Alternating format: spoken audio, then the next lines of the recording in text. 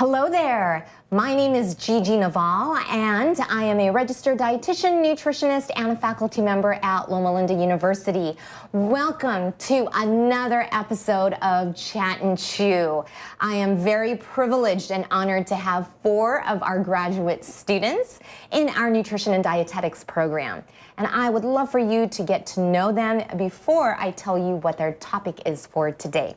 So, to my farthest right, we have Aurora Sanchez. Aurora, where are you from?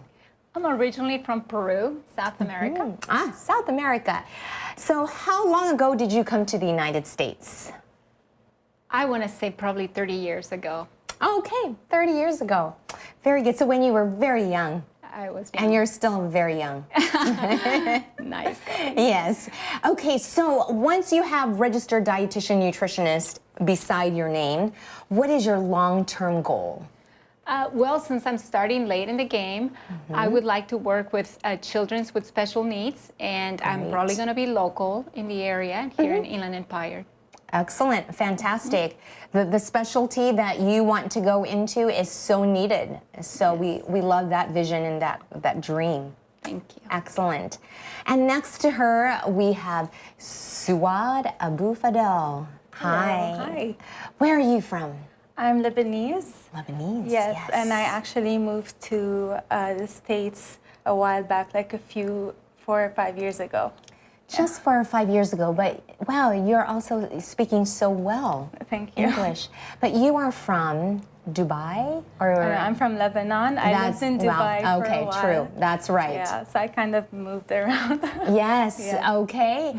All right, so once, I was going to ask you the same question I asked Aurora, but I am going to switch gears.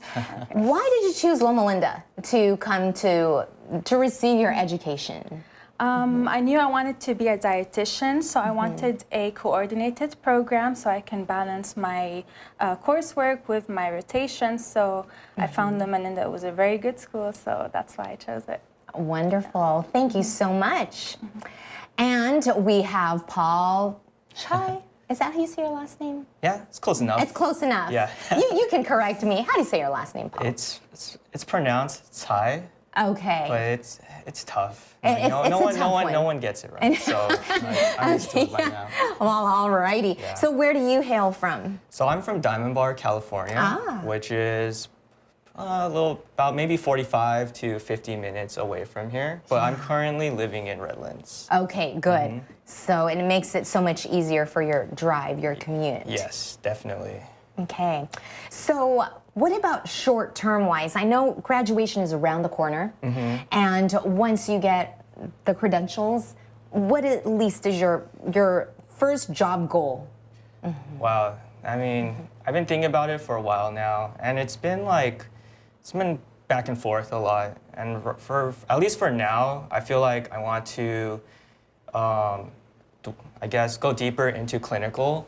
And so. Nice. Maybe into like diabetes or renal right now, but to be honest with you, it might change by next year. Yeah, you're absolutely right, but that is a good start. Great, thank you, Paul. No worries. All right, and then last but not least, we have Tiffany. Tiffany, I don't want to butcher your last name, and I know you have a real name too, so I would rather have you say your full name. Okay, so it's Yun Qu Huang. Okay, there you go. I go by Tiffany. Tiffany, we know her as Tiffany. Where do you come from, Tiffany? So I moved here about 11 years ago from Taiwan. Oh, from Taiwan. Yes. Oh, when was the last time you were in Taiwan? It's actually like last week. Oh, that's right, she was, just last week. Very cool. How was the trip? It was great. So I get to see everyone, my family. Good, fantastic. All right, so coming from Taiwan, did you know about Loma Linda University living back there, or until you came out here? No, I don't actually know about Loma Linda University when I was in Taiwan. And how did you know then? So it was, I heard it from people when I was studying at Cal Poly Pomona. And yeah, I just heard little pieces of information here and there, and then one day I just ended up Googling Loma Linda University, and this is how I found SLS University. I love that you Googled us. And I bet all those people in that school that you went to hearing about us, God placed them in your life so that you'd know about us. And so we're very thankful to have you. Great. All right. So we are going to talk about improving your gut health. That's such an important topic. And my first question to this group is, because in order to have good gut health, there are these words like prebiotics and probiotics that supposedly can help with gut health. But let's start off first with, what is the difference between probiotics, prebiotics? They sound the same. So let me define prebiotics to begin with. That way we differentiate them. Okay. So prebiotics are foods. They come from plants, basically vegetables. And they contain dietary fiber, and they pass through your small intestine, and they remain there. That is the definition of prebiotics. Probiotics are live microorganisms, and they live in your body. There are over 10 billion that live in your colon, and there are many types, and they are kind of segregated by populations. So what you want to do is combine them both. And I have a little analogy for you all, for the ones that garden. Okay. All right. Let's take a look. Okay. So let's pretend this is a fertilizer. This will be your prebiotics. And the soil and the fertilizer is ready for you to put the seeds in there. So disregard that. Just the soil. Okay. So that would be the foods that contain fibers, which we find in the vegetables. After a while, the bacteria in your colon get that food from the small intestine, and they start feeding from them, and then you start thriving and creating more microbes in your colon. So therefore, there's your probiotics. You want these microorganisms in your colon. That is beautiful. Yes. I love your analogy. Thank you. So what are the food sources, though, of probiotics, prebiotics? Where can we find that? So you can find probiotics in fermented foods. So most people, when you think probiotics, you think yogurt first. True. But there are other sources. You have kombucha, tea, and then there's miso, kimchi, sauerkraut. Yeah. And then for prebiotics, it comes from natural foods with dietary fiber. So you'll find them in fruits, especially bananas and apples. Exactly. Make sure you eat your apples with the skin. And then for vegetables, you'll find them in chicory roots, Jerusalem artichokes. And then you can also find them in whole grains, nuts and seeds, and legumes. Right. Yeah, absolutely. And I'm just going to add to that. That was a great answer. We always, if you do Google it, they always say Jerusalem artichokes. And it's like, really? And so you go to Stater Brothers, they don't even know what Jerusalem artichokes is. So I think it's somewhat rare to find, but the other ones that you said, the lentils, the other sources that you said, I'll just add there too, in addition to whole wheat products too. Your oat bran, those are also good sources. So, but you had a good list there. Yeah. Good job. Excellent. So then, why should we eat prebiotics, probiotics? What are the benefits of consuming those? So for probiotics, a lot of health professionals, when someone has been on antibiotics for a long time, they will try to suggest probiotics just to introduce that good bacteria back into your gut. True. Right, and then, so with gut bacteria, it's kind of a tricky subject because not everyone has the same gut bacteria. Oh, so true. So some people reported that taking probiotics actually helps with side effects of some medications, gastrointestinal side effects. Okay. And then, so for prebiotics, these are what will give your gut the energy. They will give your gut bacteria energy. Yeah. And there's also research about prebiotics and weight management or vitamin D synthesis. So we'll find more about them in the future. Right. There's a lot of research going on in those two areas, so that's really good. And I'm glad you brought that up. And one thing I'm going to add, though, because I do give that lecture on probiotics and prebiotics, and so especially the critically sick, though, that's the population that shouldn't have probiotics. Right. And I think there was a case in which there were some individuals that died because of that. We don't want to scare anybody. So everybody else that's fairly healthy, that doesn't have a serious illness, it's fine. It's just if it's critically sick, then that's where we don't want to take that. But yeah. Okay, so do probiotics still work if you cook it, like miso soup, that type of thing? Good question, Dr. Noval. So current studies have shown that cooked probiotic products or bacteria still works in similar ways to a live probiotic. A good example I could give to you guys is miso soup. So miso soup is a soup that's been boiled and heat treated, and you wouldn't think that it will still benefit you, but in this case, through the many studies that have been done so far, it's been shown to give either the same results or even better results. But this all depends on the strain and or the type of bacteria that you're using in your soup or in your food. Another good example could be yogurt, which is also considered cooked because it's incubated. Right. And it gives, as many people know, great effects to your health. Absolutely. Okay, thank you for that explanation, Paul. And you know what though? There are also dried forms of probiotics. True. So are those still alive? Yeah, I mean, if you think about yeast, this is a common ingredient that we use to make bread or some of our favorite foods like pizza and bread for our sandwiches. Those are live bacteria. They help leaven the bread. And also, you know, they give the same results and same health benefits as cooked bacteria. Yeah, that is so good to know. So then what is the recommended dose of what we should take on a regular basis? Good question, Dr. Noval. Okay. So I know many people want to know about this, but unfortunately, there's no general recommendation that can be made at this time. Right. And there are two reasons. So first one is because everyone's so different. Like I have a microbiome that's different than yours. Right. And Dr. Noval will have different bacteria in her guts too.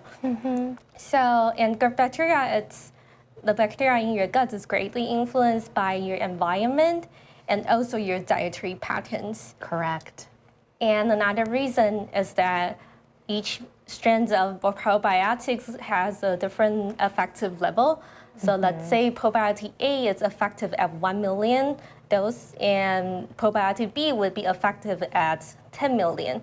So you can see there is a really big gap between each one of probiotic. However, all the probiotic would be beneficial for you. It's just really hard to actually make a recommendation. Right. Yes, you're so correct on that. I couldn't have said it better myself. So great job on that. So when it comes to storing probiotics, and so when we're talking about this, we're talking about the actual supplement. Okay, we've been talking about the supplement, and so how do you store it? Can you just put it in the cupboard and just say, oh, it's fine, I won't worry about it?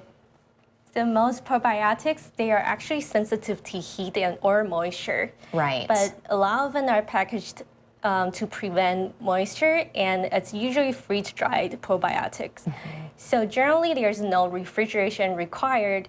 But when you go to market, sometimes you can still see those probiotic supplements in refrigerator. So just make sure you read the bottle and then see where you can store your supplements before you purchase it. Right. Reading the instructions there would be key because it's not the same for every single one. Yes, excellent. I really appreciate it. Does anybody have a favorite food item or beverage that is rich in probiotics that you guys take yourself? In Lebanon, we drink kefir. Oh, yes, yes, So that's a good one. It's a fermented milk. Yeah, so it has a little sour taste. Okay, right. Anybody else? That's a good one. I really like kombucha. Okay, yeah. It's quite expensive at Whole Foods, but I found out that you could actually make it with putting a type of fungus in there. And I also like it because it's carbonated. Oh, there you go. Other than like the other drinks and stuff. Yeah, fantastic. Those are two good ones. I shared in class at the beginning of the quarter that I found these yogurt alternatives by Vega. So it's not dairy, but yet it has both prebiotics and probiotics. Ooh. And they do taste good, and it has a good amount of protein. So, oops, we mentioned the name Vega, but okay.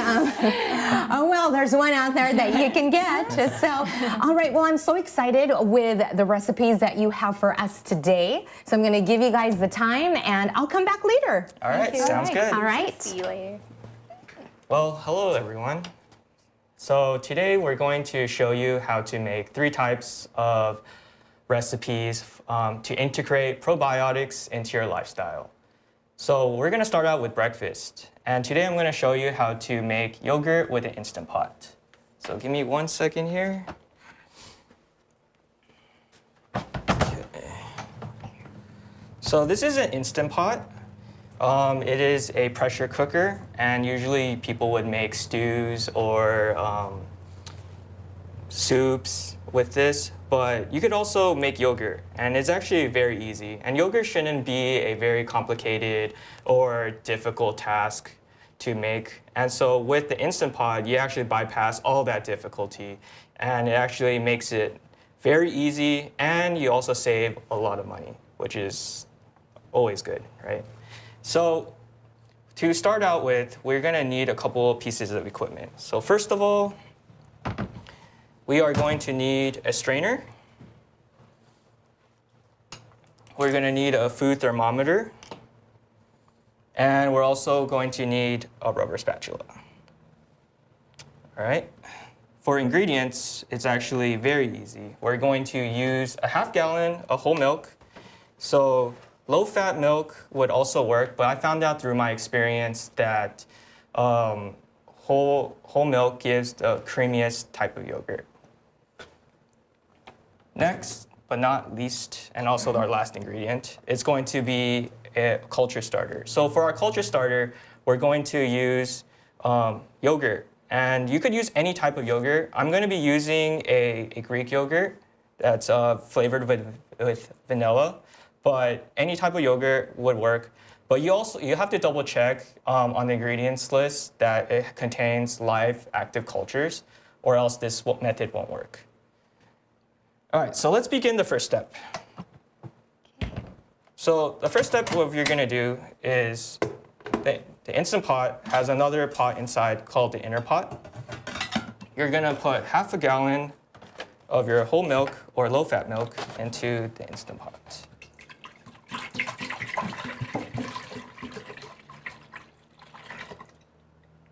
All right, so once that's done, you're going to boil the milk into the Instant Pot using the saute option. So you're gonna boil the milk for about 15 minutes or until you get it to 180 degrees. And you're gonna check this with the food thermometer. And once it's boiled to 180 degrees, you're gonna let it cool down to between 111 to 114 degrees. The reason why we want to boil the milk beforehand is so that we could break down the proteins to create a gel for the yogurt. And so once it's cooled down to 111 to 114 degrees, use your food thermometer to double check the temperature. After that, you're going to get your yogurt and you're going to take 2 tablespoons of yogurt, and you're gonna put it into the Instant Pot. So 2 tablespoons. All right, when you're done, use your spatula, and you're gonna disperse and mix the yogurt into the milk. So go ahead, put the lid back on. And you're going to use the yogurt function. And once you click on it, it should automatically incubate the yogurt for about 8 hours. So if you want a normal tasting yogurt, 8 hours should do. But if you want something more tangy, I would recommend doing about 9 hours and 30 minutes. And you could do that also just by increasing the timer with the plus button over there. And so once it's done, skim off the fat from the top of the yogurt, and you're going to take your Instant Pot open it up, and you're gonna take the inner pot and you're gonna put it into the refrigerator. So that's what I'm gonna do right now.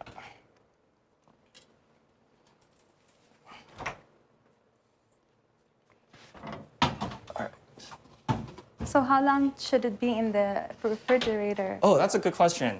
It should be in the refrigerator for about 2 hours, give or take. You could leave it longer if you like, especially like if you're going to go for work. That actually brings up another thing that I almost forgot. So before you start prepping your ingredients, make sure you have enough time. So like I said, it takes about 8 to 9 hours, right? So you probably want to do this maybe 2 hours before you sleep, so that by the time you wake up for work, it's ready for you, and you could put it in the refrigerator. So after you're done,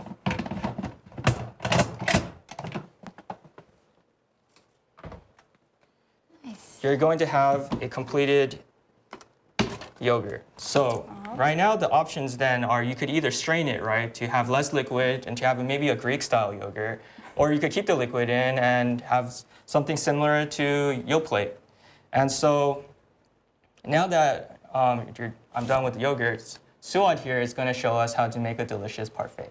Okay, so when you wake up, you can prepare your parfait. This is up to your own personal preference. So for me, I like to start with the yogurt at the bottom. And then I'm going to add a little bit of granola on top for a crunch. And this is an example of how you can add probiotics and prebiotics in your same dish. So you have the yogurt, which is the probiotics, and then you have the oats, which are the prebiotics. Then I'm gonna add some strawberries. What do you guys prefer to add to your I actually like parfait? blueberries. Blueberries? I got some blueberries right here as Awesome. well. Okay, and then I'm just gonna add another layer of yogurt. Wow, that looks so good. Yes. Yes. And to sweeten it, because this is just plain yogurt, I'm just gonna add a little dash of honey. And there you have your parfait. Can we add some more berries on top? Yes, I got some blueberries. Now the real question is, are you able to try it out? Yeah, let's try it. Okay. You know, just to add something into the parfait, so the type of bacteria that is going into the yogurt is lactobacillus, which is important. That's one of the probiotics we're trying to accomplish. Okay. Good point. So let's Right. try it.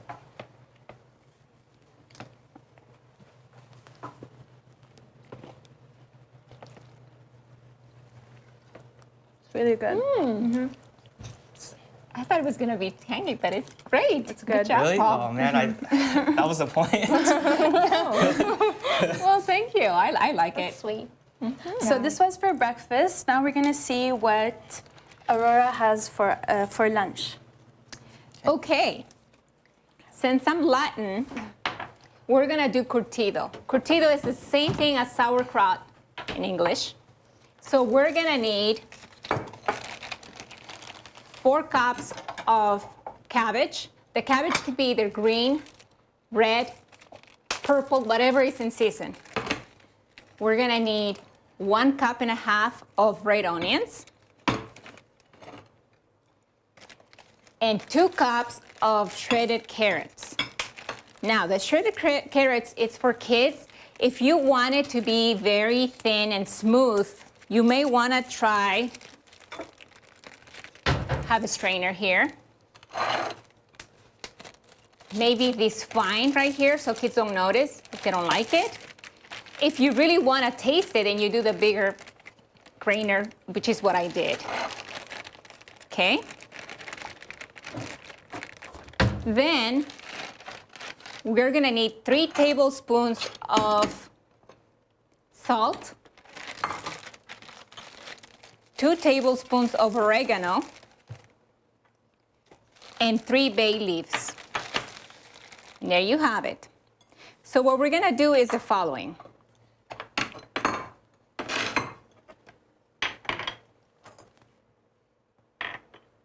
We're gonna get a container, and And we have already boiled this water, okay? And we're gonna put it on the side. It's gonna be nice and fresh. We're gonna grab our cabbage. We're gonna put it in here.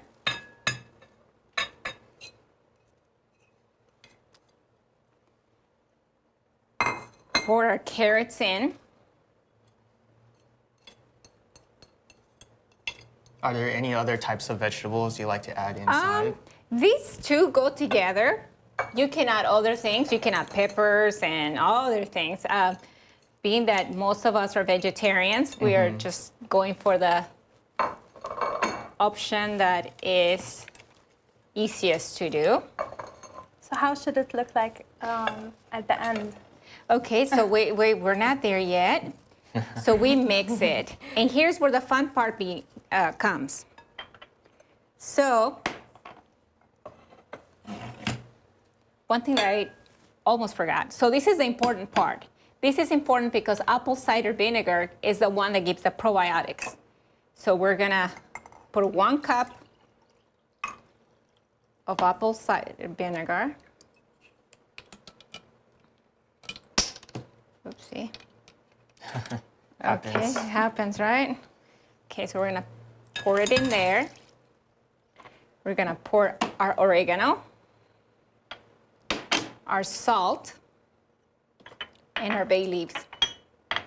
Now we're gonna mix it.